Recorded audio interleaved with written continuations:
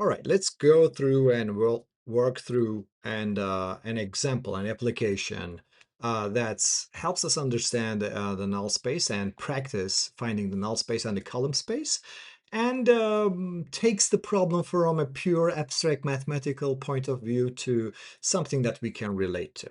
So in this example, again, this is a silly example, but we can see this example as something that the numbers are going to mean something. So imagine a traffic control intersection where there are four intersections in which like the cars come in and go. Um, Let me go ahead and pick one color so that I can write on the screen. So imagine there are cameras around the intersection four. So there's a center. This is the city center, and we observe using the camera, we can see there are cameras um, around like the outside of these, looking at the outside of these intersections, and I see five cars coming in and two cars going out, and I don't know what's going on here, right? So like how many cars? So this is the blind spot. And again, I'm looking at the intersection B, I can see three cars coming in, six cars going out, and I have no observation to here. And similarly for the other two intersections, C and D. And the question is, obviously, the physics in the world exists, like the cars come and they don't fly from here, and no other cars are being generated here and then introduced to the system. So the question is, can I solve for the unknowns, like the x2, x3, like the things that I cannot observe that makes this whole system?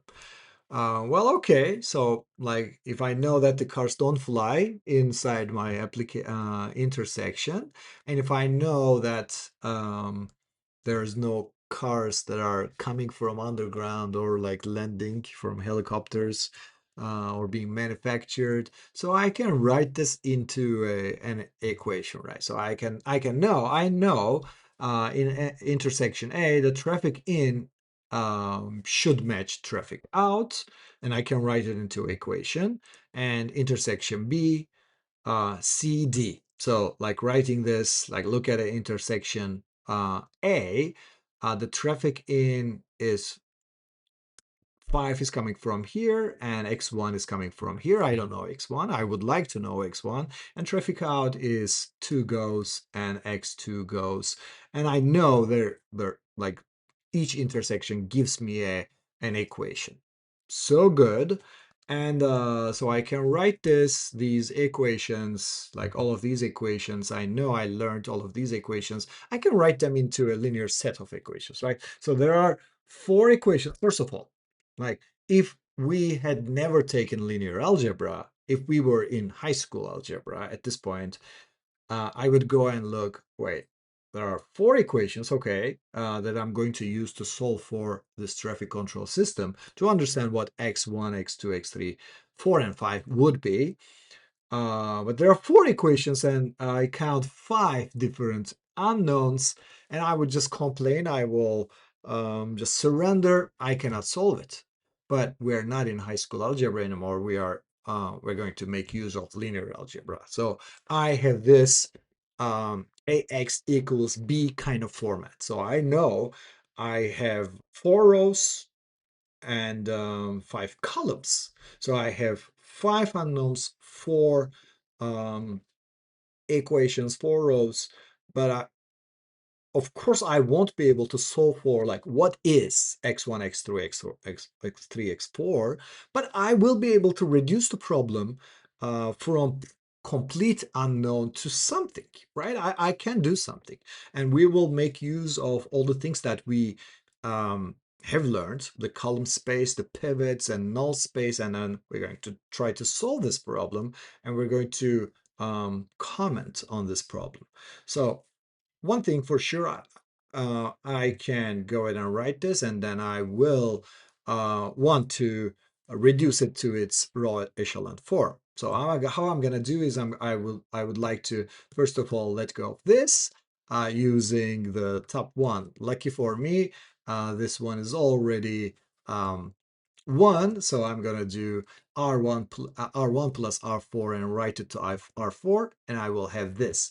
Notice how my uh, output also changes. So I'm adding the first row to the second row directly, and I will be having this guy. So next thing I would like to hopefully using this guy eliminate this. So I'm gonna do R2 plus R4 and I write it to R4, and I have this guy. So I have almost eliminated everything, but hey, at this point I see, well, I don't have a pivot here. So like what's gonna happen? It's okay.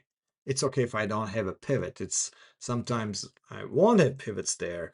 But next thing I'm gonna do, I would like to cancel this. So anything like I'm gonna use the pivots to eliminate those that are under it. So what I'm gonna do negative R3 plus R4 rows and write it to R4, and then I get this. So at this point, this is, so I converted my original equation on the left.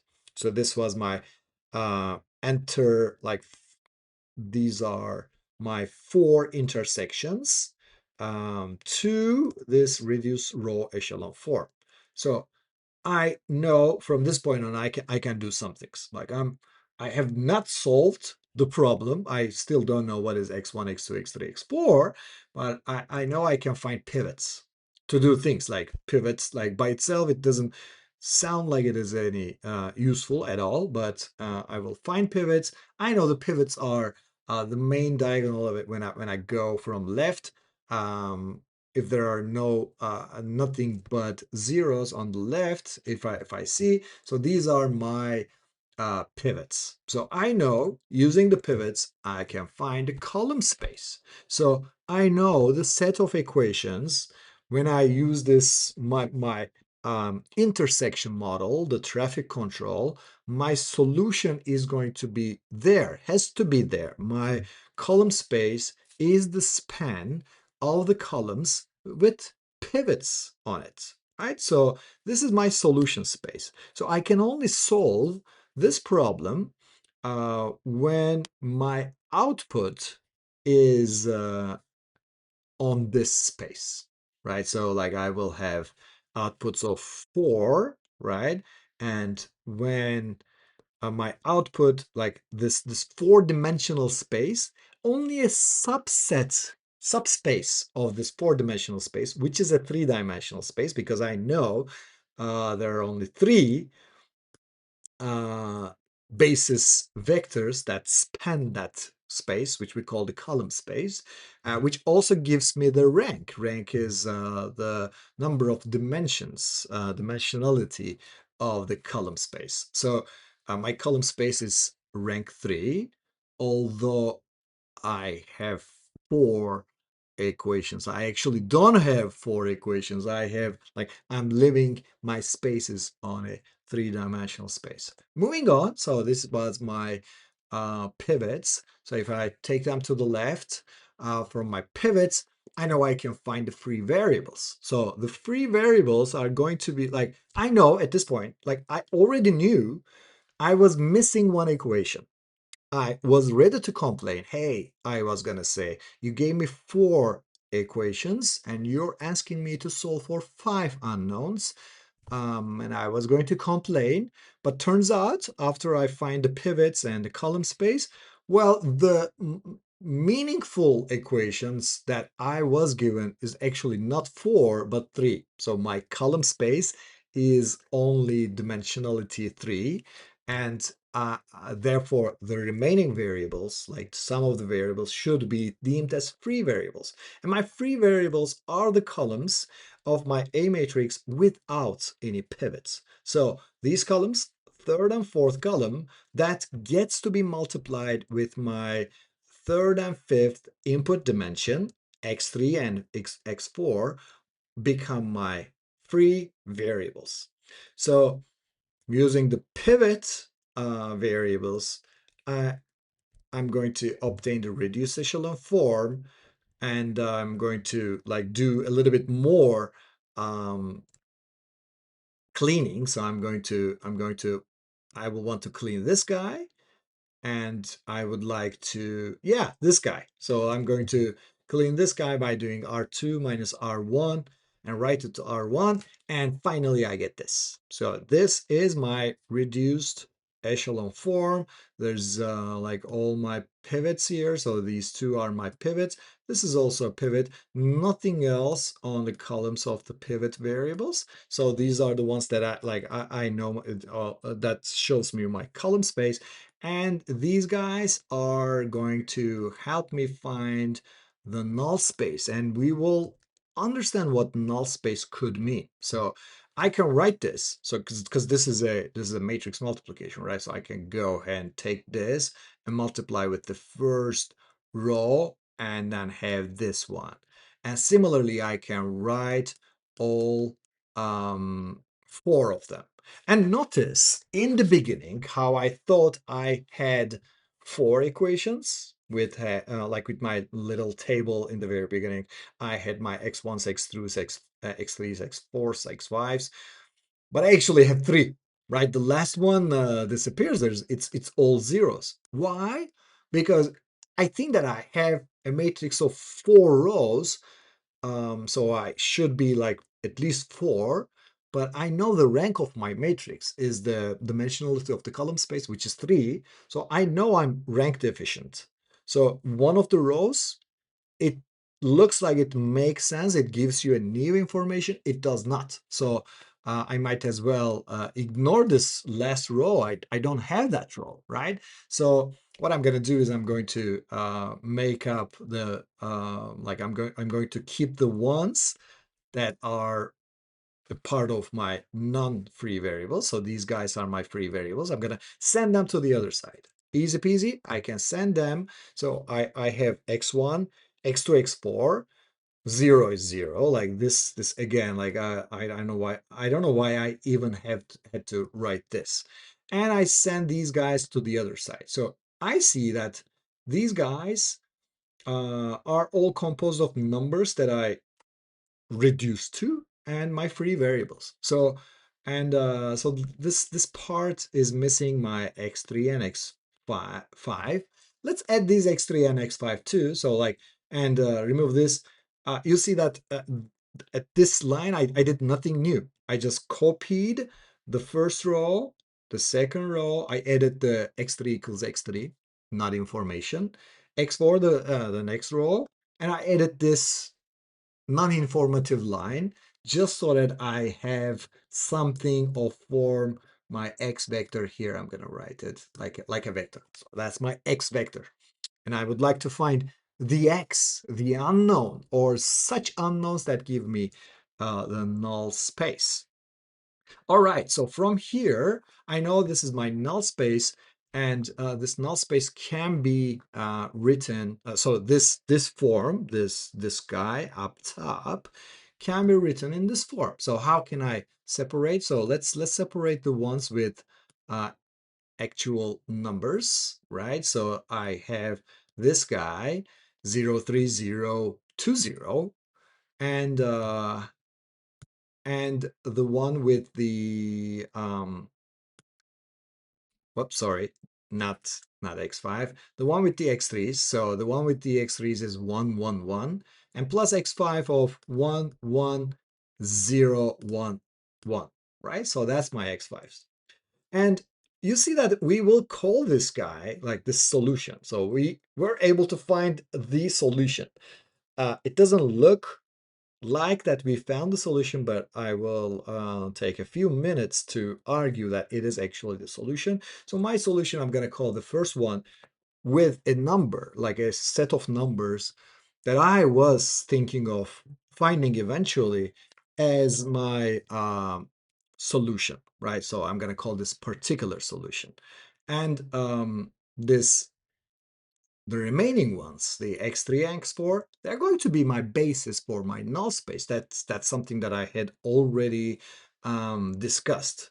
So finally, let's argue what is my particular solution. Let's not look at the null space yet. So I found a particular solution, first of all. So I was ready to complain. I was ready to say, wait, how am I going to find x1, x2, x3, x4, x5 with only four equations that you gave me? I found on the road that I was not actually given four equations.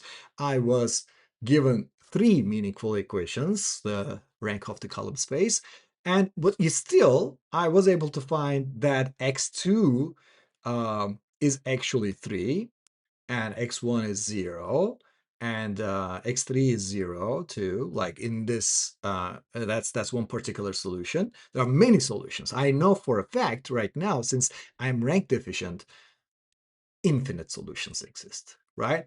But one particular solution is this. x4 is 2 and x5 is 0. So like if I look, so 5 cars come in, 2 cars go out, and x1 0, well, this is 3, and this 3 also makes up for 3 comes from north, and 6 goes to east, and that also fits, and so on and so forth. So I can verify that 5 cars go, 2 cars come from X4, and 7 cars go. So particular solution actually works. We were able to find a solution. And so that's one solution. But we argued that since we are given many more variables than the number of unknowns, the number of solutions are actually infinite. And the number of infinite solutions are here in the null space, right? So let's look at what's going on with the null space. So null space is, so this is this is x1, x2, x3, x4, and x5. So x1 is 1 basis in my null space, x2 is 1, x3 is 1, right? And x4 and x5 are 0. So let's look at what is x1 is 1. So x1, so I come here, and x2 is also 1. I go to x2, and x3 is 1. So you see, I do a loop. So if my cars if my solution happens such a way that x1 is equal to x2 and it's also equal to x3, my cars make a loop um, that's invisible to my cameras, but still constitute a reasoning, meaningful reasoning for what I am observing.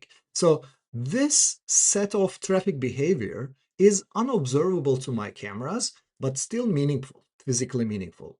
And similarly, you can see that. Let me get another color such that it's not mayhem.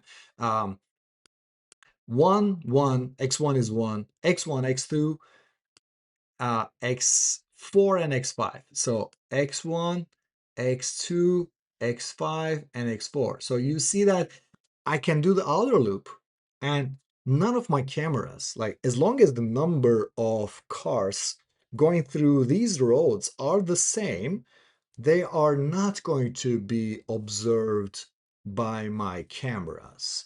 And it is going to still conform to my solution. Finally, not only these situations, any vector in the null space. So any number that you multiply this with maybe 2 cars of this direction plus 3 cars of this path, so they can actually make use of this pair of x1, x2, x3, x4, x5 situation. It's still going to make sure my model, the system of equations, my model that's represented with this intersection is going to hold through. It's going to work, but it's invisible to me. So that's one example, one application in which you can see null space act up and become useful.